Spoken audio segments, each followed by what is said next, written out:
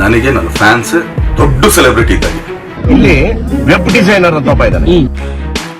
ಜಗ್ಗೇಶ್ ಅವರು ದರ್ಶನ್ ಅವರಿಗೆ ಏನು ಹೇಳಿದ್ರು ಅಂತ ಡಿಫೆನ್ಸ್ ಜಗ್ಗೇಶ್ ಅವರಿಗೆ ಮುತ್ತಿಗೆಯನ್ನು ಹಾಕಿ ಕ್ಷಮೆ ಕೇಳಿಸಿದ್ರು. ಈ ವಿಚಾರ ಎಲ್ರಿಗೂ ಗೊತ್ತೇ ಇದೆ. ಆದರೆ ಇದರ ಸತ್ಯತೆ ಗೊತ್ತಿದೆಯಾ? ಜಗ್ಗೇಶ್ ಅವರನ್ನು ಬೈಯುವ ಮೊದಲು ಅವರು ಮಾತನಾಡಿರುವ ಆಡಿಯೋವನ್ನು ಕೇಳಿದ್ದೀರಾ? 90% ಮಂದಿ ಆಡಿಯೋವನ್ನು ಕೇಳದೆ ಕಮೆಂಟ್ ಮಾಡ್ತಿದ್ದಾರೆ, ಏನೇನೋ ಆರೋಪಗಳನ್ನು ಮಾಡ್ತಿದ್ದಾರೆ. ಆದರೆ ಇವ್ಯಾವುದಕ್ಕೂ ಡಿ ಬಾಸ್ ಪ್ರತಿಕ್ರಿಯೆ ನೀಡದೆ ಮೌನಿಯಾಗಿರೋದೇ ಬೇಸರದ ಸಂಗತಿ. ಇಲ್ಲಿ ವೆಬ್ ಡಿಸೈನರ್ ಅಂತ ಒಬ್ಬ ಇದ್ದಾನೆ. ವೆಬ್ ಡಿಸೈನರ್ ಅಂದ್ರೆ ಏನು ಅಂದ್ರೆ ನಿಮ್ಮ ಮಾಮೂಲು ನಮಗೆಲ್ಲ ಡಿಸೈನ್ ಮಾಡ್ತಾನ, ಅದ್ರಲ್ಲಿ ಅವನ ಗರ್ಭಕ್ಕೆ ಹೆಸರು ಇದೇ ಹೆಸರು ಅವನೇ. ನಾನು ಅವನಿಗೆ ಹೇಳ್ತಾ ಇದೀನಿ, ಎಡಿಟ್ ಮಾಡು MP3 ಅಲ್ಲಿ ಎಡಿಟ್ ಮಾಡಿಬಿಟ್ಟು ಈ ಮಾತನ್ನ ದರ್ಶನ್ಗೆ ಲಿಂಕ್ ಮಾಡಿಸ್ತಾರೆ ಪತ್ರಿಕೆ ಅವರು, ಟಿವಿ ಅವರು. ಹೌದು, ಜಗ್ಗೇಶ್ ಸರ್ ಡಿ ಬಾಸ್ ಅವರಿಗೆ ಯಾವುದೇ ರೀತಿಯ ಅವಮಾನವನ್ನು ಮಾಡಿಲ್ಲ.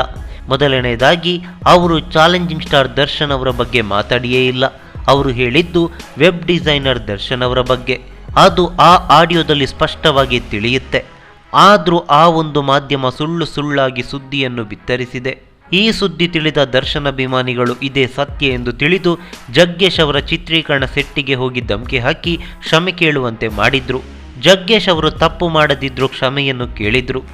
ಆದರೂ ಒಂದಿಷ್ಟು ಡಿ ಬಾಸ್ ಅಭಿಮಾನಿಗಳು ಸತ್ಯವನ್ನು ತಿಳಿಯದೆ ಜಗ್ಗೇಶ್ ಅವರೇ ಡಿ ಬಾಸ್ ಬಗ್ಗೆ ಕೆಟ್ಟದಾಗಿ ಮಾತನಾಡಿದ್ದಾರೆ ಅಂತ ಇನ್ನೂ ವಾದಿಸ್ತಿದ್ದಾರೆ. ಅದೇ ಖೇದಕರ.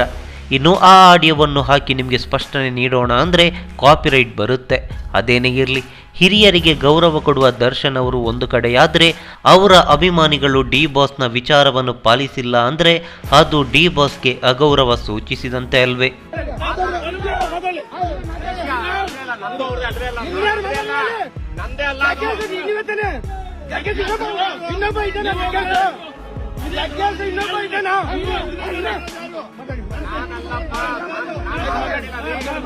ಇನ್ನು ಈ ವಿಚಾರವಾಗಿ ಡಿ ಬಾಸ್ ಏಕೆ ಮೌನಿಯಾಗಿದ್ದಾರೆ ಎನ್ನುವುದೇ ಅರ್ಥವಾಗ್ತಿಲ್ಲ.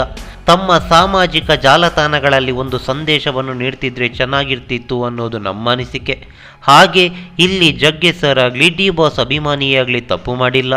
ಒಂದು ಮಾಧ್ಯಮದ ತಿರುಚುವಿಕೆಯ ಸುದ್ದಿ ಎಲ್ಲ ಕಹಿ ಘಟನೆಗಳಿಗೂ ಕಾರಣವಾಯಿತು. ಈ ಉನ್ಮಾನ ಇದೆಯಲ್ಲ, ಇದು ನಾನು ಆಯ್ತು ಇವರು ನಾನು ಅಂದಿದ್ದೀನಿ ಅಂತ ಪ್ರೂವ್ ಮಾಡಿದಾರಲ್ಲ, ಅಂದಂಗಿದ್ರೆ ದರ್ಶನ ನಾನು ಮಾತಾಡ್ತಾ ಇದ್ದೀವಿ, ಆರಾಮಾಗಿ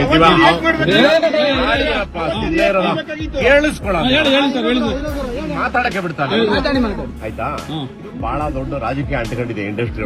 ಈ ಮಾಹಿತಿ ನಿಮ್ಗೆ ಇಷ್ಟವಾಗಿದ್ರೆ ಲೈಕ್ ಮಾಡಿ, ಶೇರ್ ಮಾಡಿ, ಹಾಗೆ ನಿಮ್ಮ ಅನಿಸಿಕೆ ಅಭಿಪ್ರಾಯಗಳನ್ನು ಕಾಮೆಂಟ್ ಬಾಕ್ಸ್ ನಲ್ಲಿ ಬರೆಯಿರಿ. ನೀವು ನಮ್ಮ ಕೋಸ್ಟಲ್ ಕನ್ನಡ ಯೂಟ್ಯೂಬ್ ಚಾನಲ್ಗೆ ಸಬ್ಸ್ಕ್ರೈಬ್ ಆಗಿಲ್ಲ ಅಂದ್ರೆ ದಯವಿಟ್ಟು ತಕ್ಷಣವೇ ಸಬ್ಸ್ಕ್ರೈಬ್ ಬಟನ್ಗೆ ಕ್ಲಿಕ್ ಮಾಡಿ. ಹಾಗೆ ನಮ್ಮ ಪ್ರತಿ ಅಪ್ಡೇಟ್ಸ್ಗಳನ್ನು ಶೀಘ್ರದಲ್ಲೇ ತಿಳಿಯಲು ಪಕ್ಕದಲ್ಲಿರೋ ಬೆಲ್ ಐಕಾನ್ಗೆ ಕ್ಲಿಕ್ ಮಾಡಿ. ಹಾಗೆ ನಮ್ಮ ಹೆಚ್ಚಿನ ಅಪ್ಡೇಟ್ಸ್ಗಳಿಗಾಗಿ ಕೋಸ್ಟಲ್ ನೆಟ್ವರ್ಕ್ ಫೇಸ್ಬುಕ್ ಪೇಜ್ಗೆ ವಿಸಿಟ್ ಮಾಡಿ. ಧನ್ಯವಾದಗಳು.